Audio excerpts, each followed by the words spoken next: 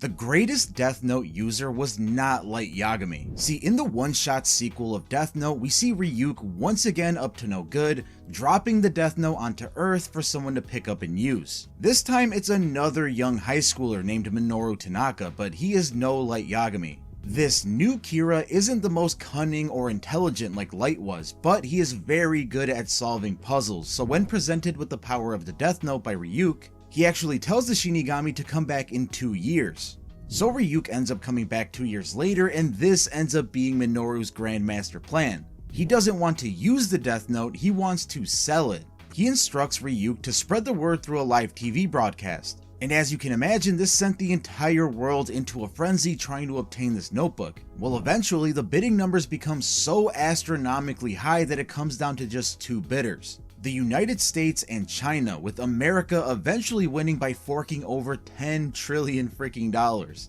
But Minoru knows that he can't just have all that money deposited right into his bank account because he'll get caught up immediately. His final instructions are to deposit those $10 trillion into everyone that owns a Yotsuba bank account. And this includes thousands and thousands of people, so there's no way of catching Minoru at this point. With this, Minoru did something that even Light Yagami couldn't. He beat Nier. Nier admits defeat and realizes that he is never going to get caught.